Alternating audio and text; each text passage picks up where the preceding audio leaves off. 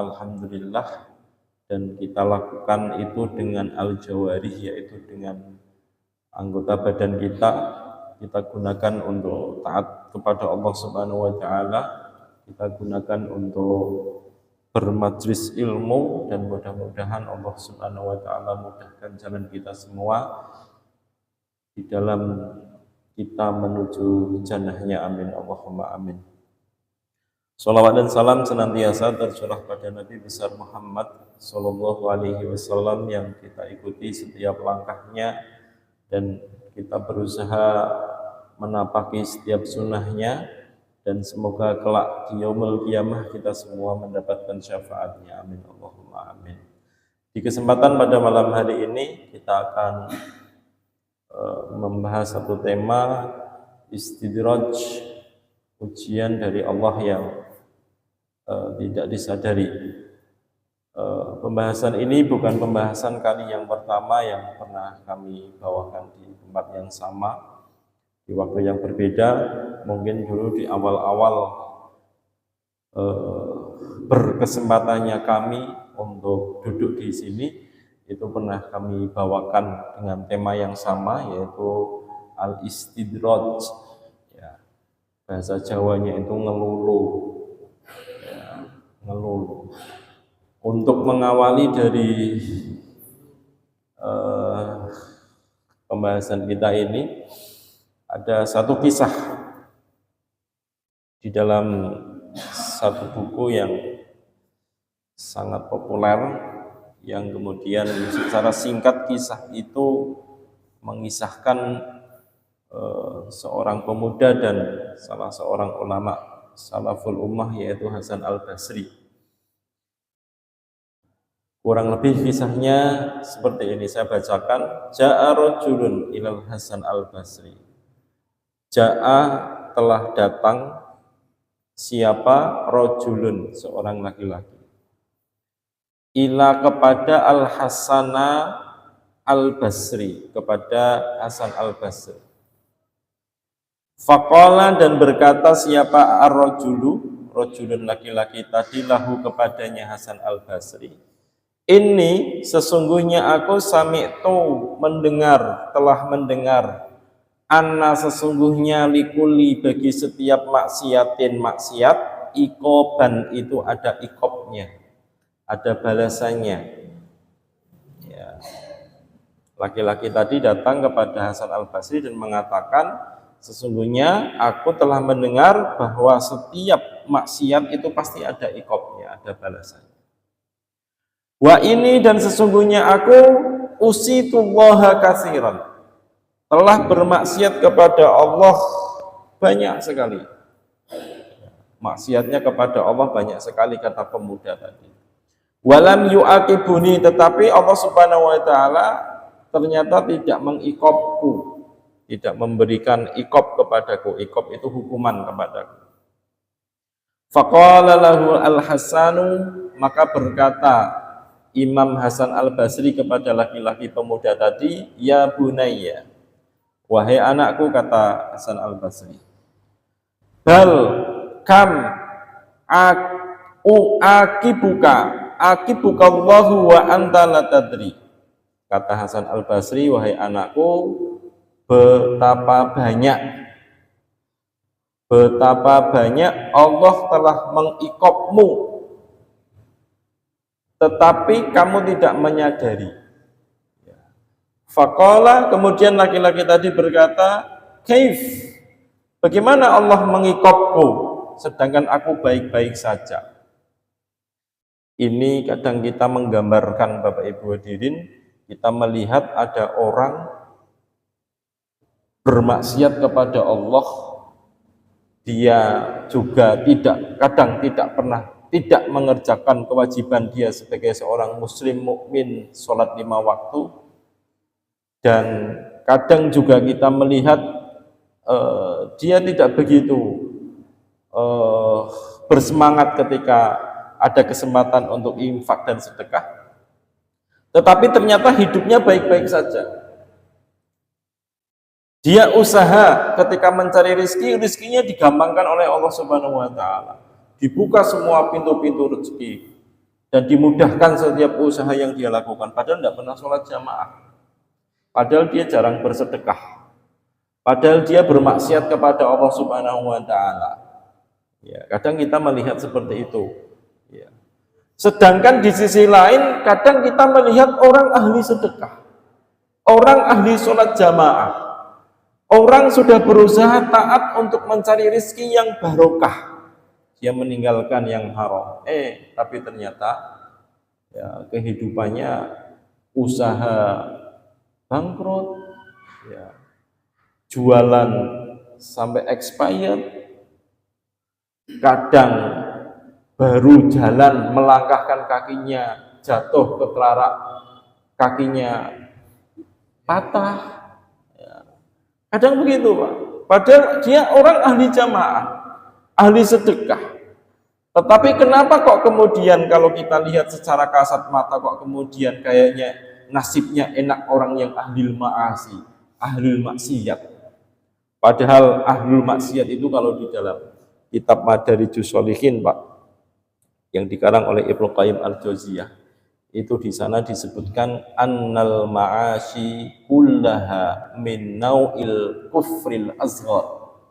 Ya, beberapa waktu telah saya sampaikan bahwa sesungguhnya semua bentuk jenis kemaksiatan kepada Allah Subhanahu wa Ta'ala itu min nau'il kufril azghar, itu dari jenis kufur azghar, kufur nikmat, ya, kufur nikmat yang kecil, yang diancam oleh Allah, la in syakartum la azidannakum wa la in kafartum fa inna adzabi lasyadid. Ya, kalau dia mengkufuri nikmat maka balasannya adalah azab.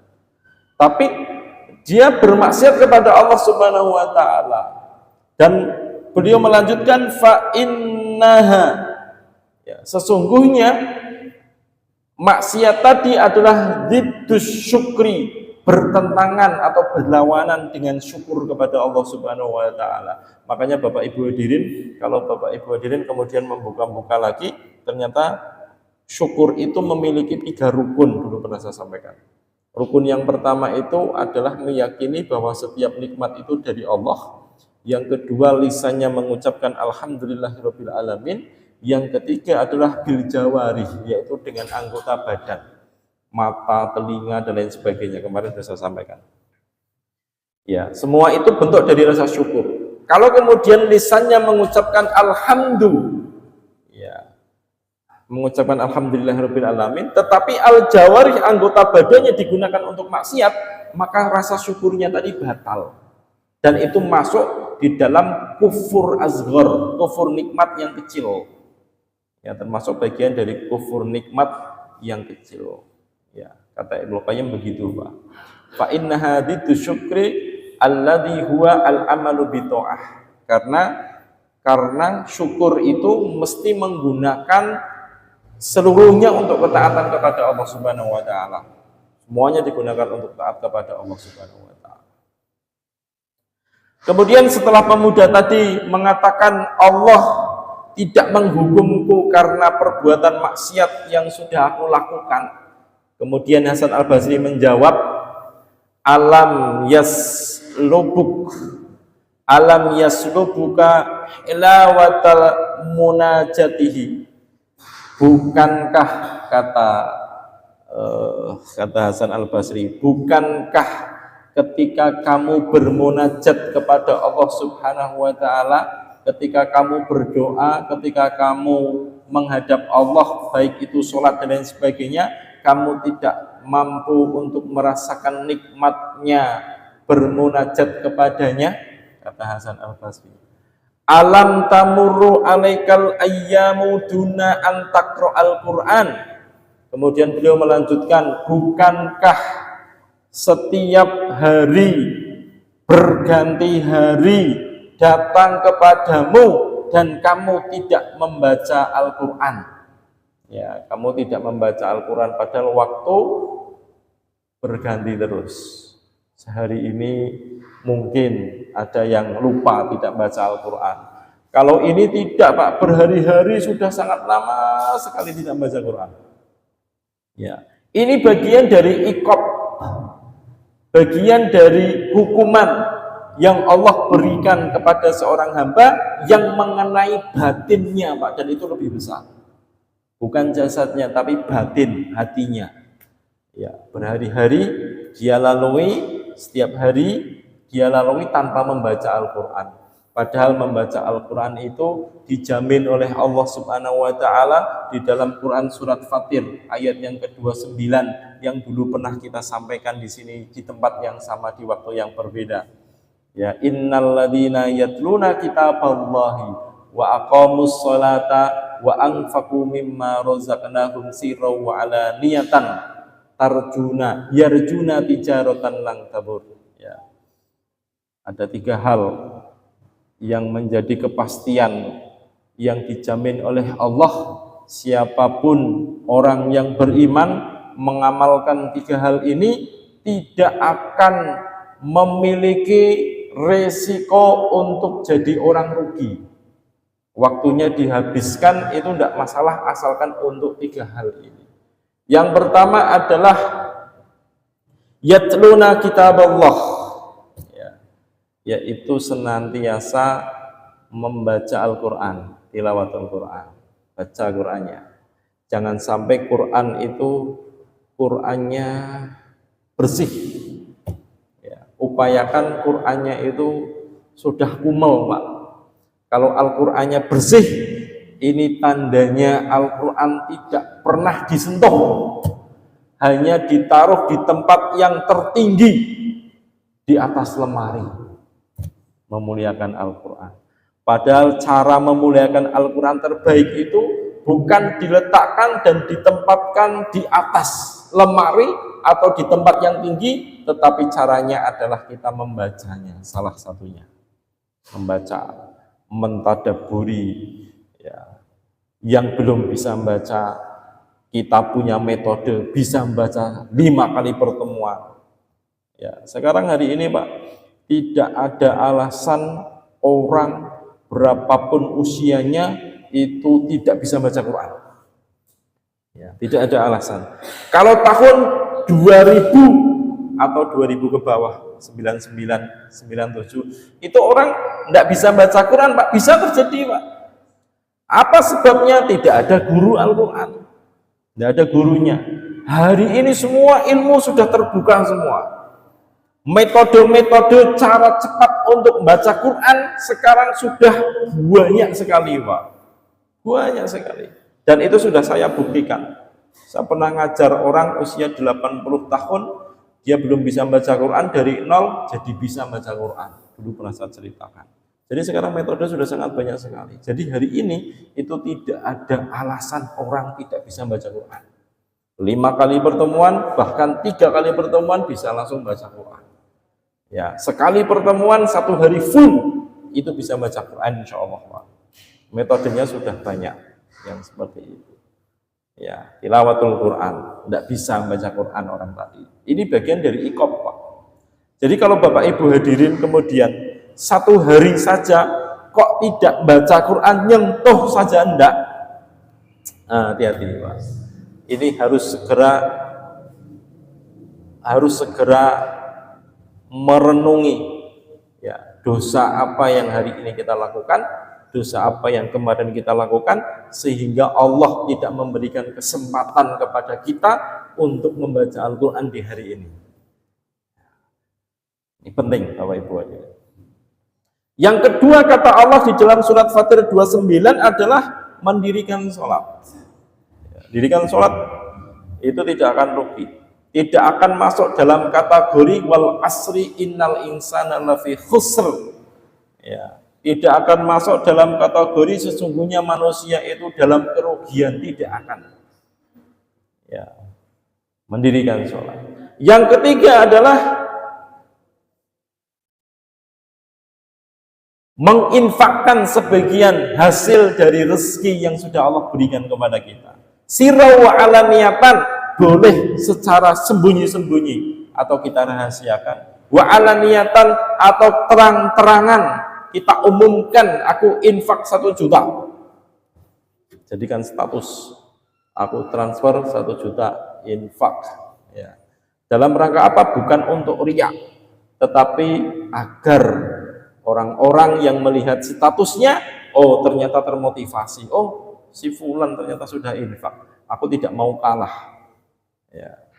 Sebagaimana Abu Bakar As-Siddiq dan para sahabat ketika ditanya, siapa yang hari ini sudah ziarah kubur, angkat tangan. Abu Bakar angkat tangan. Siapa yang pagi hari ini sudah sedekah pagi? Abu Bakar angkat tangan lagi. Siapa yang hari ini sudah jenguk orang sakit? Ternyata hampir setiap amalan Pak itu sudah dikerjakan oleh sahabat Abu Bakar As-Siddiq. Ya. Jadi begitu. Ya. Kemudian beliau melanjutkan, alam tamuru alaika al-layali at-tiwali wa anta mahrumun minal qiyam. Bukankah setiap malam yang panjang telah kamu lewati, tetapi kamu diharamkan oleh Allah untuk bangun di sepertiga malam untuk qiyamul lail dan bermunajat kepada Allah Subhanahu wa taala. Itu ternyata bagian daripada hukuman Allah, Pak. Makanya ada beberapa qaul salaf yang mengatakan, aku bermaksiat kepada Allah sekali, Allah haramkan dia untuk qiyamul lail selama 40 hari. Ya, Allah haramkan dia qiyamul lail, bangun salat malam itu selama 40 hari.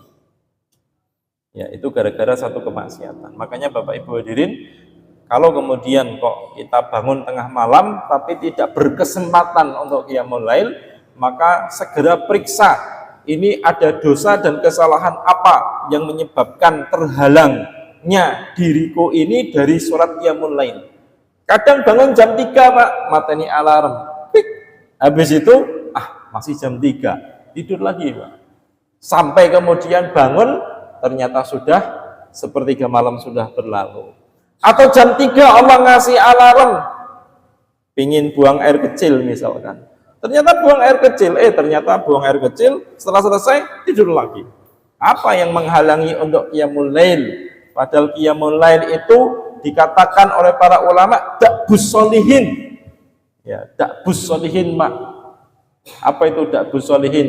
Kebiasaan orang-orang soleh di zaman dahulu. Itu ciri-cirinya qiyamul lail, Pak. Ciri-cirinya qiyamul lail. Dulu pernah saya ceritakan kisahnya Imam Syafi'i dengan Imam Ahmad bin Hambal, yang ketika itu Imam Syafi'i mengunjungi muridnya, santrinya dikunjungi, namanya Imam Ahmad bin Hambal. Dan Imam Ahmad bin Hambal namanya punya seorang anak putra namanya Abdullah bin Ahmad bin Hambal, yang dimana Abdullah ini masih kecil, yang dia itu orangnya peka, anaknya peka. Ketika sholat subuh, Imam Syafi'i pergi dari tempat tidur ruang tamunya, itu si anaknya masuk ke dalam ruang tamu tadi. Yang pertama kali dicek oleh anak tersebut adalah padasan tempat wudhu. Padasan tempat wudhu, Pak. Midok, kalau dalam bahasa Arabnya midok, tempat wudhu sekarang. Kalau tempat wudhu dulu pakainya padasan. Kalau jenengan mungkin hidup di kampung dulu pernah, itu pakainya padasan, pakai sumpelan, Pak. Sumpelnya itu biasanya pakai apa itu? Pakai sandal swallow itu, Pak. Di iris-iris itu ya, buat sumpel. Gitu. Pakai itu, Pak.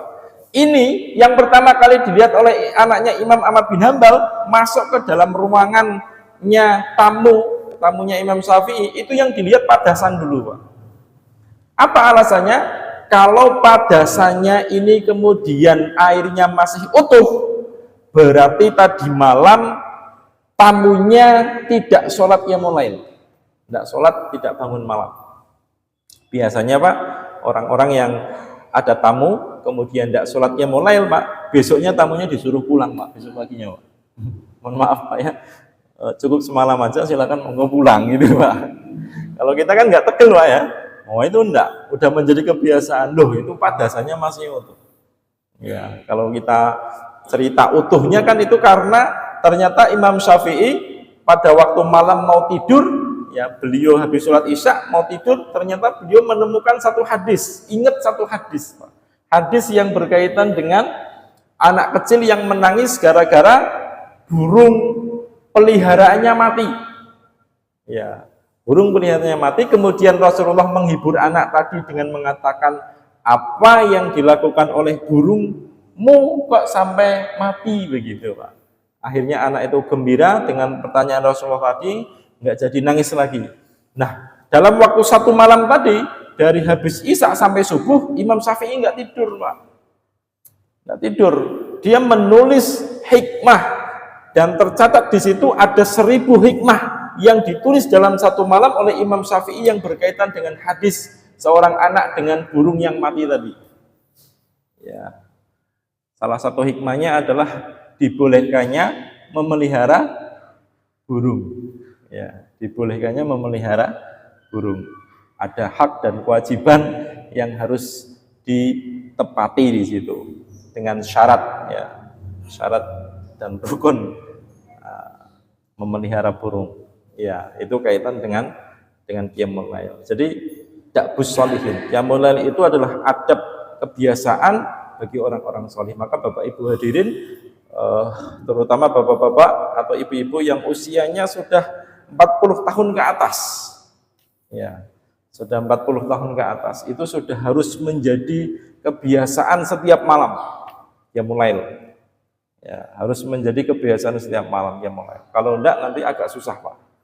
Ke depan untuk mengubah pola itu agak susah. Ya, maka dibiasakan untuk bangun malam untuk qiyamul lail. Minimal witir. Witir itu minimal berapa rakaat, Pak? Minimal berapa rakaat? 1 apa 3? 1. Minimal 1 rakaat. 1 rakaat. 3 rakaat boleh, 5 boleh. Ya. Dan seterusnya. Ya, ini penting Bapak Ibu. Remeh tapi penting.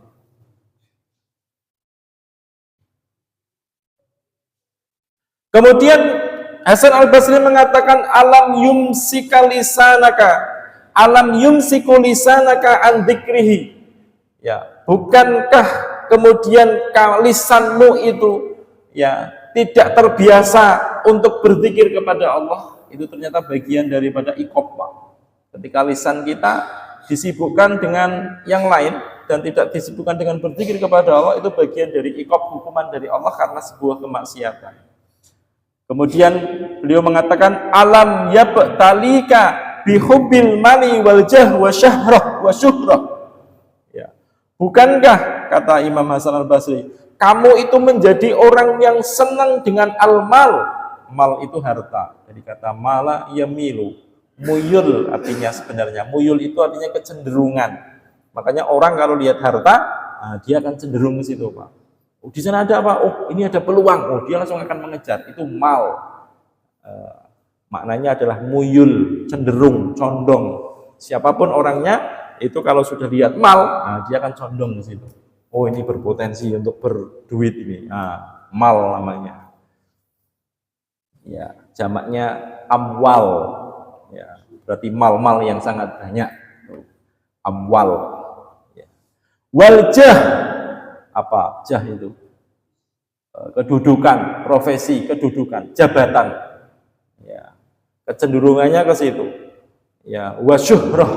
Syuhrah itu terkenal, ingin viral dan lain sebagainya. Bukankah Allah Subhanahu wa taala membuat hatimu itu condong kepada harta, jah dan syuhrah, ya, kedudukan dan ketenaran begitu. Kemudian beliau juga mengatakan, alam tas'ur bisaklit ta'ati ala qalbik. Ya. Bukankah kamu merasa betapa susahnya, betapa beratnya taat kepada Allah Subhanahu wa taala? Ya. Mau menepati zikir saja itu rasanya susah. Mau menepati bangun malam aja rasanya susah. Ya. Jadi ini bagian daripada hukuman yang kemudian Allah berikan kepadanya. Alam tusahil alaika al-ghibata wan namimata wal kadhiba. Bukankah Allah kemudian memberikan kemudahan kepadamu, bukan dalam hal yang baik, Pak, tetapi dalam al-ghibah, membicarakan kejelekan orang lain yang diancam oleh Allah di dalam Al-Qur'an, seperti memakan bangkai saudaranya. Al-ghibah wan namimah. Namimah berarti mengadu domba, jenengan mendengar perkataan si A yang kemudian perkataannya itu dikopas, kopi dipastekan kepada temannya atau sahabat yang lain, ya, jarene begitu, itu an-namimah namanya, mengadu domba. Wal kadhiba, dan dusta, ya. Jadi kalau orang itu gampang gibah, gampang namimah, gampang berdusta, bisa jadi ada kemaksiatan yang dia langgar Pak dari Allah Subhanahu wa taala. Sehingga hukumannya adalah seperti itu. Ya. Kemudian alam yunsikal akhirata wa ja'alat dunya akbaru hammaka. Bukankah kemudian kamu itu lupa dengan akhiratmu, lupa dengan kehidupan, bahwa kehidupan kita ini sebentar saja Pak, tidak lama. Kalau di dalam hadis Nabi, umatku itu 60 sampai 70, kalau hari ini rata-rata orang meninggal usia 60, katakan kita samakan saja dengan Rasulullah 63, berarti hari ini usia kita sudah berapa Pak? Silakan hitung sendiri-sendiri. Mungkin sudah ada yang lebih dari 63, mungkin ada yang 60 tahun hari ini, berarti kalau mengikuti Rasulullah, dia akan meninggal berapa tahun lagi? 3 tahun lagi Pak. 3 tahun itu lama apa cepat? Cepat sekali Pak. 20 tahun yang lalu itu tahun 2005 Pak. 2005 itu di pikiran kita, di ingatan kita itu masih sangat pendek sekali Pak, dekat Pak. Bahkan saya ingat tahun 2005 saya waktu itu di mana, ngerjakan apa, saya masih ingat Pak. Pendek sekali. Bayangkan kalau 20 tahun ini, kemudian kita tambahkan 20 tahun lagi, berapa usia kita? Lama apa sebentar apa lama Pak? Sebentar sekali Pak, 60 tahun. Ya, rata-rata 60 tahun. Kalau orang meninggal sudah selesai Pak. Sudah selesai. Kecuali 3 hal kata Rasulullah, in qata amaluhu illa min salas. Terputus semua amalnya kecuali 3 hal. 1, sedekah jariyah. Pastikan Bapak Ibu hadirin punya sedekah jariyah. Sedekah jariyah. Jariyah itu dari kata jaro yajri. Artinya sebenarnya berlari Pak. Jiroyah itu lari-lari. Ayo kita jiroyah, nah, artinya lari-lari. Ya.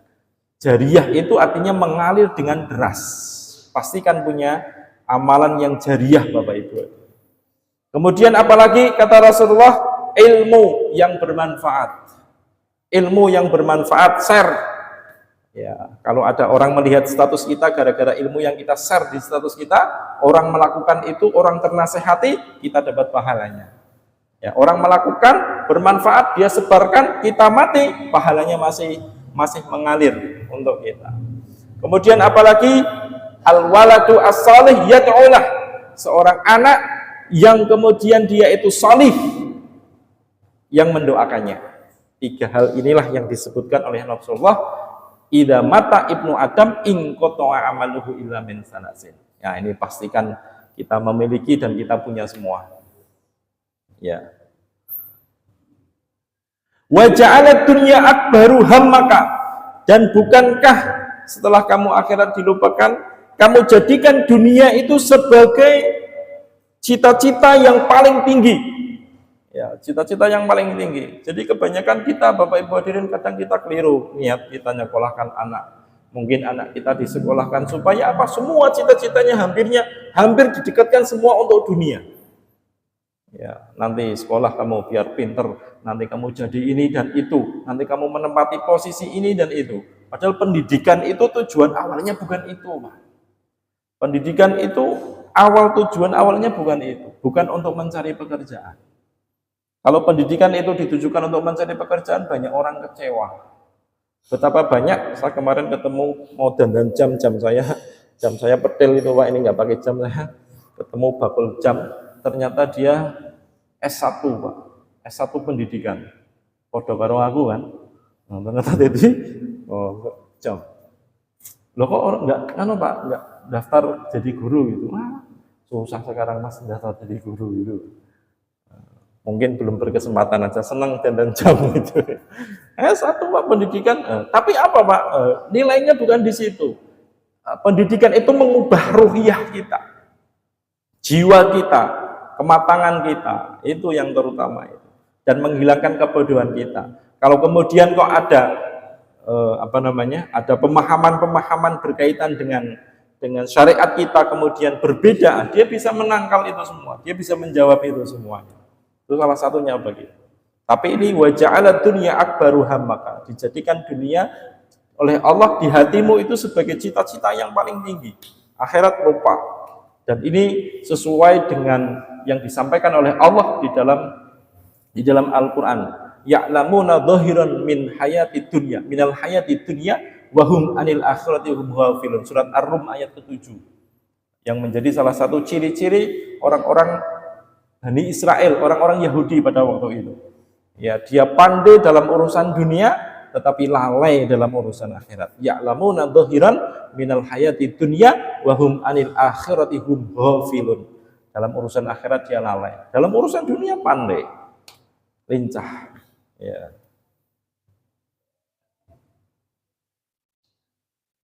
Ya, jadi inilah yang hasil daripada diskusi antara seorang pemuda dengan Hasan Al-Basri. Sebenarnya ini masih panjang Bapak Ibu hadirin, tapi saya sampaikan satu ayat yang dulu pernah kita bahas, surat Al-An'am ayat 44. Falamman nasu ma dzukiru bihi fatahna 'alaihim abwaaba kulli syai' hatta idza farihu bima utu akhadnahum bahtatan fa idahum mublisun. Ayat ini cukup menjadi bukti Bapak Ibu hadirin bahwa apa yang kemudian Allah berikan kepada seseorang bukan berarti Allah itu senang kepada orang tersebut. Dan ini menjadi bukti bahwa ketika Allah Subhanahu wa taala mencabut sesuatu dari seorang hamba bukan berarti Allah itu benci. Ya. Makanya di sini disebutkan falamman nasu ma dzukiru bihi, ketika mereka lupa, ai a'radu, di dalam tafsir Ibnu Katsir disebutkan a'radu. A'radu itu berpaling, Pak. Kalau di dalam ayat yang lain waman a'radu an dzikri fa inna lahu ma'isyatan dongka. Ya, barang siapa yang berpaling dari peringatan-peringatanku, ya, yang diperintahkan dilanggar, yang diharamkan malah dikerjakan, misalkan begitu. Ya. Maka ternyata a'radu anhu wa tanasu wa ja'aluhu wara'a dhuhurihim. Dijadikan itu perintah-perintah Allah itu dijadikan sebagai lintasan saja. Yang haram malah dikerjakan. Itu namanya a'radu. Diancam oleh Allah ma'isyatan dongka, penghidupan yang sempit. Penghidupan yang sempit itu bukan berarti hidupannya susah terus, enggak, Pak. Penghidupan yang sempit itu dia mampu beli apapun yang dia mau. Dia mau pakai baju apa, dia bisa. Dia mau kemanapun, dia bisa.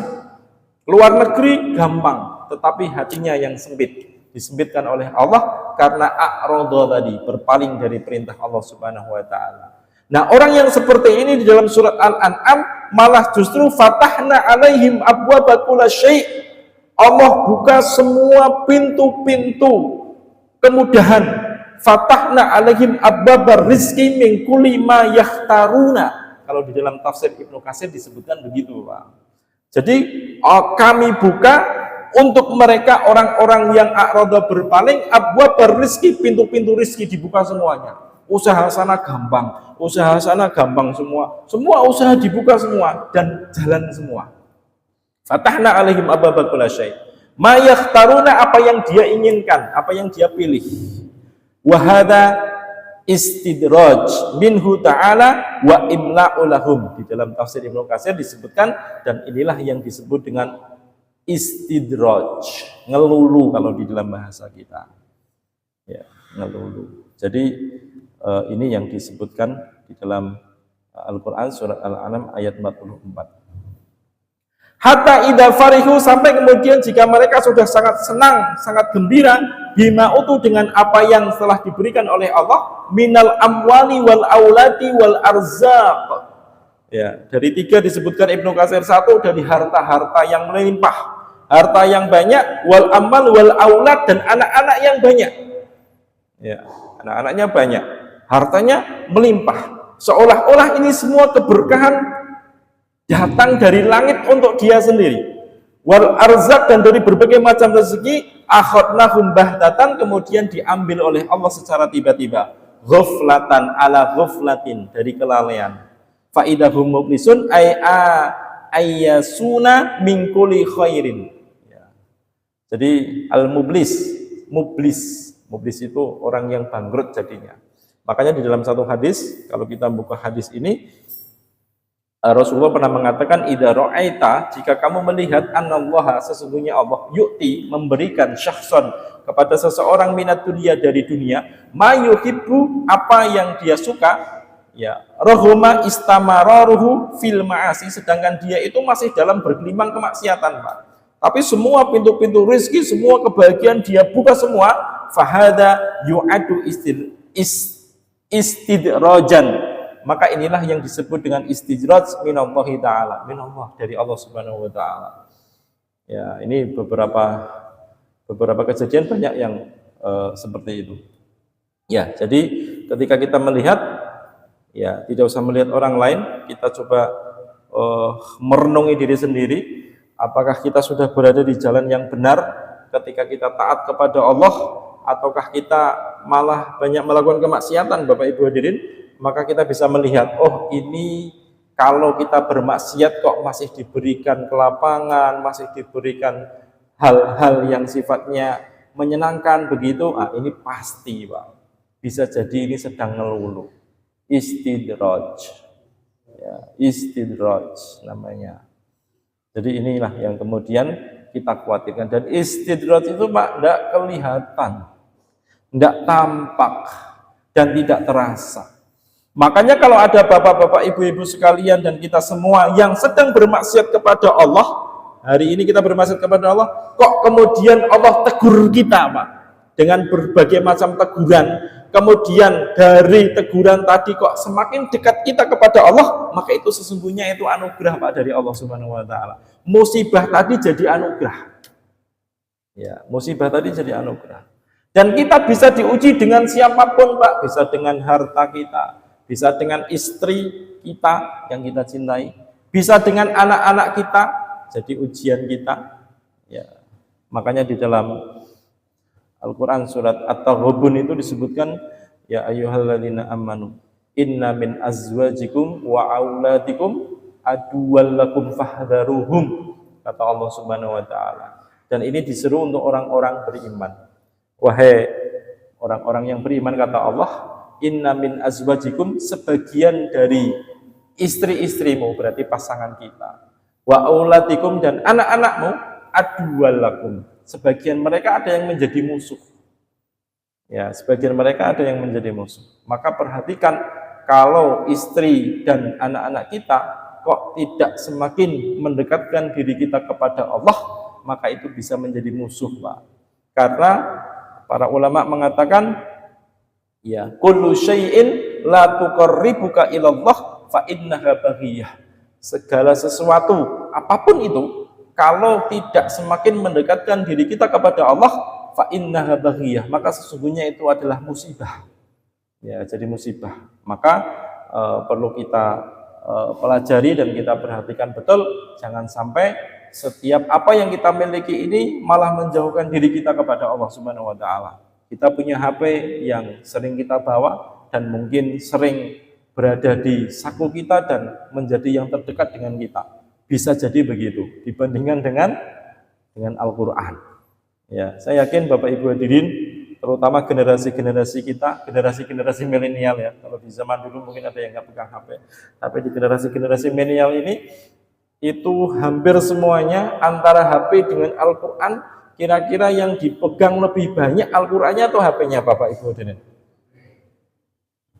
Iya, ini pertanyaan yang tidak membutuhkan pembuktian, ya. Ya, semuanya sudah pegang semua masalahnya. Ya, dan semuanya nyekrol semua, Pak. Scroll gitu. Mungkin ini, Pak, yang menjadi, ya, mungkin ini menjadi yang perlu kita evaluasi. Jangan sampai HP ini menjadi musibah bagi kita. Ketika HP ini lebih banyak kita sentuh, lebih banyak kita rawat, tetapi kita membiarkan Al-Quran kita itu dihinggapi debu gara-gara tidak pernah dibuka, gara-gara tidak pernah disentuh. Ya, saya kira itu dulu Bapak Ibu hadirin jamaah Masjid Cokro Aminoto yang semoga Allah berkahi yang kami sampaikan di malam hari ini. Insya Allah kita akan lanjutkan kajian kita di waktu dan kesempatan yang lain. Mudah-mudahan Allah Subhanahu wa ta'ala memberikan kesehatan kepada kita, menjaga keimanan kita, dan Allah istiqomahkan kita untuk senantiasa beramal kebaikan. Amin Allahumma amin. Aku lupa lihada wa astaghfirullahaladzim. Subhanakallahumma bihamdika asyhadu an la ilaha illa anta astaghfiruka wa atubu ilaik. Wassalamualaikum warahmatullahi wabarakatuh.